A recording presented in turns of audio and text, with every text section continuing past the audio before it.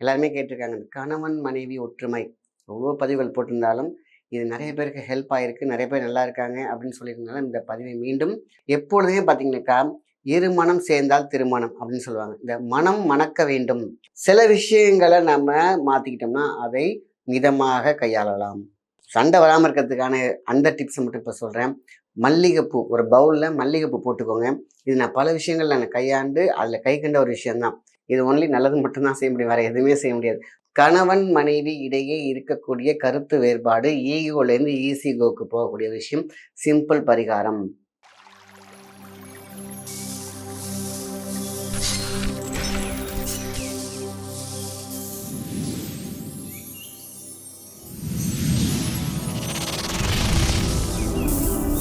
நீங்கள் பார்த்துக் கொண்டிருப்பது life tuner Tamil. Life tuner நேயர்களுக்கு அன்பான வணக்கம். நான் உங்கள் மாயன் செந்தில்குமார். இன்னைக்கு நம்ம பார்க்கக்கூடிய பதிவு மிக முக்கியமான பதிவு.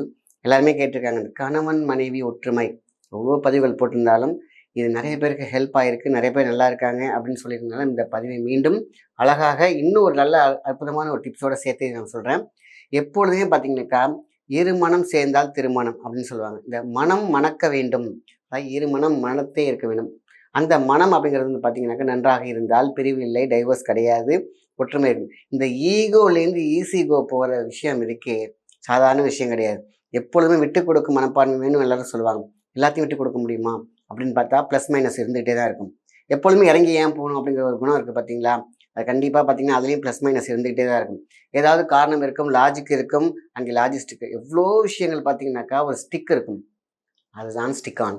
நான் இதை விட்டு வரவே மாட்டேன், இதான் என் குணம் அப்படின்னாக்கா இப்போ சொல்லுவாங்க தொட்டில் பழக்கம் சுடுகாடு வரைன்னு சொல்லுவாங்க. அது மாற்றவே முடியாது. ஆனால் சில விஷயங்களை நம்ம மாற்றிக்கிட்டோம்னா அதை மிதமாக கையாளலாம். ஸோ ரெண்டுமே பார்த்தீங்கன்னா ஜாதகம் அப்படிங்கிறது வந்து பார்த்தீங்கன்னா சாதகமாக அமையும் வரைக்கும் பிரச்சனை இல்லை. அதில் சேதகம், அதாவது சேதம் இருந்துச்சுன்னாக்கா அதுதான் அந்த ஒற்றுமை இல்லாமல் தினமும் சண்டை, தினமும் சச்சரவு, தினமும் அடிதடி, ஏதாவது ஒரு விஷயம் இருக்கும். அது நீங்கள் ஈஸியாக சொல்லிட்டீங்க சார், ஈஸி கோ. எப்படி சார் ஈகோலேருந்து? எனக்குன்னு ஒரு தன்மானம் இருக்கா? இது எல்லாம் மற்றவங்கள்கிட்ட இருக்கணும், கணவன் மனைவிக்கிட்ட இருக்கவே கூடாது. இதுக்கு தான் அந்த காலத்திலேயே இந்த ஈகோ யார்கிட்ட இருக்கும்? பொண்ணை கொடுத்தவங்க வந்தவங்க பெரியவங்கள்ட்ட இருக்கும். அதை உடைச்சாங்க பாருங்க நம்மளுடைய முன்னோர்கள். அழகான ஒரு விஷயம் பெண்டிங். அதாவது அவங்க காலை குனிஞ்சு தட்டில் கழுவி ஒரு விஷயத்த வந்து வெத்தலை பக்கெல்லாம் வச்சு அந்த ஒரு சந்தனத்தை தடவி ஒரு பொட்டு வைக்கிற ஒரு விஷயம் வச்சாங்கல்ல, அந்த ஈகோ உடைக்கக்கூடிய ஒரு மிகப்பெரிய ஒரு சைக்காலஜி. பா என் காலிலேயே விழுந்துட்டான்ப்பா, அவ்வளோதான்ப்பா, நான் எதுக்குப்பா, நான் அவன் காலில் விழுந்துட்டான்ப்பா. இந்த ரெண்டு பெண்டிங்கில் மிகப்பெரிய ஒரு பாண்டிங் இருக்கும். அதான் ஈர்ப்பு. அதுக்கப்புறம் பாருங்கள் அந்த ஈகோ இருக்காது அவங்களுக்குள்ளார. ஏன்னா காலையே தொட்டுட்டான் அப்படின்னு பெண்ட் பண்ணி அந்த காலை தொடும் பொழுது அந்த ஈகோ எல்லாம் மண்ணுக்குள்ளே மண்ணாக போயிடும். அதான் அதோட கான்செப்ட். இந்த தான் ஒவ்வொரு வாட்டியும் இந்த கல்யாண திருமண சடங்குகளில் நிறைய விஷயங்கள் விட்டு கொடுக்குற விஷயங்கள், அந்த பானையில் போட்டு விடுக்கிறது, இதெல்லாம் ஆரம்பத்துலேயே செஞ்சு கொடுத்தாங்க. ஆனால் இப்போலாம் அதெல்லாம் இல்லை. ஃபேன்சி கப்பில் வேறு மாதிரி சும்மா சென்ட் அடிச்சுக்கிறாங்க, பூவை மறக்கி விடுறாங்க. அந்த கலாச்சாரம் போயிடுச்சு இல்லையா? இங்கே தான் ஆரம்பத்துலேயே அதிலே தெரிஞ்சிடும் எனக்காக வச்சுக்கிறது, உனக்காக வச்சுக்கிறியான்னு. ஸோ இப்படி ஒவ்வொன்றும் உருட்டி விடுற சொம்பில் இருந்து அவங்க பிடிக்கக்கூடிய ஒவ்வொன்றும் சொல்லுவாங்க இல்லையா, கற்றுக் கொடுக்கக்கூடிய விஷயம் பாரம்பரியம். ஸோ இதெல்லாம் வந்து அந்த காலத்தில் இருந்துச்சு, இப்போ இல்லை. ஸோ சண்டை வராமல் இருக்கிறதுக்கான அந்த டிப்ஸை மட்டும் இப்போ சொல்கிறேன். மல்லிகைப்பூ ஒரு பவுலில் மல்லிகைப்பூ போட்டுக்கோங்க. இது நான் பல விஷயங்கள் நான் கையாண்டு அதில் கை கண்ட ஒரு விஷயம்தான். மல்லிகைப்பூ பவுல், அது ஹஸ்பண்டாக இருக்கட்டும், அவங்களுடைய ஒய்ஃபாக இருக்கட்டும், யார் வேணாலும் இதை செய்யலாம். ஜஸ்ட் 2 பேர் ஃபோட்டோ உள்ளே போட்டுக்கோங்க, மல்லிகைப்பூ மட்டும் மேலே போட்டு வைங்க. அது கட்டின பூவாக இருந்தாலும் சரி, இல்லை வந்து பார்த்தீங்கன்னாக்கா உங்களுக்கு உதிரியாக இருந்தாலும் சரி, அவங்க பேர் ராசி எல்லாத்தையும் எழுதி போட்டு உள்ளே போட்டு மூடி வச்சுருங்க. டெய்லி அந்த பூ காஞ்சிருச்சு, அந்த பூவை மட்டும் என்ன பண்ணுறோம், கால்படாத இடத்துலையோ இல்லை தண்ணியில் விட்டுட்டு புதுசாக வந்து என்ன பண்ணுறீங்க, மல்லிகைப்பூவிலேயே வச்சுட்டு இருந்தால் எப்பேற்பட்ட சண்டையும் டைவர்ஸ் ஆகிற நிலையும் கூட மனம் மாறி மணக்க தொடங்கும். அப்போது ஃபோட்டோவில் போட்டால் மட்டும் நடக்குமா சார் அப்படின்னா கண்டிப்பாக. ஃபோட்டோங்கிறது வந்து உயிர் நாடி. நம்ம சொல்லலாம் புகைப்படம் நம்மளுடைய ஆறாவோட கனெக்ட் பண்ணுறது தான் படம். இதே வரைகிற விஷயங்களுக்கெல்லாம் அது ஒர்க் அவுட் ஆகாது. யாரெல்லாம் ஃபோட்டோவாக அந்த கேமரா வச்சு எடுக்கிறாங்களோ அதில் வந்து பார்த்திங்கன்னா நம்மளுடைய உயிரில் டச் பண்ணி வர்றது தான் ஃபோட்டோ. சரி, அந்த காலத்துல எல்லாம் எப்படி சார் பண்ணியிருப்பாங்க? அந்த காலத்தில் வந்து பார்த்திங்கன்னா ஒரு செவரு ஃபுல்லாக சேர் அடிச்சிருவாங்க, அப்படியே உளுந்து எடுப்பாங்க. அதான் அப்போ உள்ள மார்க்கிங் ஃபோட்டோஸ் எல்லாமே.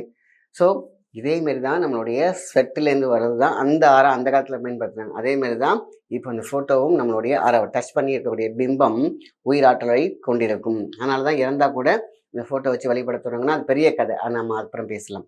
ஆனால் இந்த 2 புகைப்படத்தையும் இப்போ 2 பேருமே இருக்காங்க, அப்பா அம்மா செய்யலாம், அவங்க சொந்தக்காரவங்க செய்யலாம், யாரும் அவங்க நல்லா இருக்கட்டும், அந்த கப்பிள்ஸ் நல்லா இருக்கணும்ப்பா, சண்டை போட்டுகிட்டே இருக்காங்க நினைக்கிறவங்க அத்தனை பேருமே செய்யலாம். இது ஒன்லி நல்லது மட்டும்தான் செய்ய முடியும், வேறு எதுவுமே செய்ய முடியாது. மல்லிகைப்பூவோட அவங்க ஃபோட்டோ போட்டாங்க, வீட்டில் சச்சரவு இருக்காது, சண்டை இருக்காது, மனம் இருமனம் மணக்க தொடங்கும். அதில் குண்டு மஞ்சள் போட்டுக்கிறீங்களா போட்டுக்கோங்க, ஒன்றும் பிரச்சனை இல்லை. வெத்தலை போட்டுருக்கீங்களா போட்டுக்கோங்க. இது எல்லாமே ஆற்றலை கொண்டது, அதுலேருந்து வரக்கூடிய சக்தி. வெத்தலை நல்லா வச்சு மோதி பாருங்க, அதில் ஒரு சூப்பரான ஒரு அட்ராக்ஷன் இருக்கும். மல்லிகைப்பூ சொல்லவே தேவை கிடையாது. மஞ்சள் மகத்துவம் மருத்துவம் எல்லாமே இருக்கக்கூடிய விஷயம். இது எல்லாமே ஒரு கிளம்ஸியாக ஒரு ஸ்மெல் இருக்கும்போது அரோமா தெரப்பி மாதிரி அது ஒர்க் பண்ணும். இதெல்லாம் எப்படி சார் இது ஆளுங்க 2 பேரும் அடித்து முட்டி மோதி இருக்காங்க, இந்த ஃபோட்டோ தூக்கி உள்ளே போட சொல்கிறீங்களே, இது லாஜிக், ஒன்லி லாஜிக் இருக்குது. அதுதான் மணக்க வேண்டும் திருமணத்திற்கான ஒரு விஷயம். Vibration mixing, card cutting, card connecting, இது கனெக்ட் பண்ணி கொடுக்கும். சரி, இது ஒன்லி திருமணமானவர்களுக்கு மட்டும்தான். இதில் எந்த விதமான இதுவும் வேறு எதுவும் யாரையும் தப்பாக யூஸ் பண்ணவே முடியாது. ஒன்லி அன்னைக்கே சித்தர் சொல்லியிருக்கிறார், எட்டெடுக்க கையெடுக்க நீர் எடுக்க திருநீர் எடுக்க திருமங்கல்யம் எடுக்க அவர்களுக்கு மட்டுமே பழிக்கும் அப்படின்னு சொல்லிட்டார். ஸோ திருமணமானவர்கள் மட்டும்தான் இதை பயன்படுத்த முடியும், அவங்களுக்காக மட்டும்தான் மற்றவங்களும் செய்ய முடியும். இது அப்பா அம்மா அவங்க அண்ணன் தம்பி யார் வேணாலும் இந்த சிதைந்து போகிற குடும்பத்தை சேர்த்து வைப்பதற்காக நம்ம முன்னோர்கள் செய்த அற்புதமான தந்திரமான ஒரு மிகப்பெரிய மந்திரம் அதிலே அடங்கியிருக்கு. நீங்கள் போய் சொல்ல வேண்டியதே தேவையில்லை.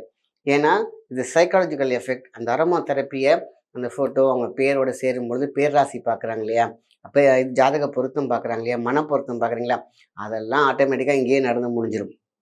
ஸோ இந்த மல்லிகைப்பூ பரிகாரம் பாருங்கள், இதெல்லாம் தாண்டி எது நடக்க வேண்டுமோ அதை எழுதி போட்டாலே அது நடக்க தொடங்குகிறது. ஏன்னா எண்ணமும் எழுத்தமும் ஆக்கமும் வாசமாக இருந்தால் கண்டிப்பாக ஹாசமாக அது வேலை செய்யும், அதில் எந்த மாற்றமும் இல்லை.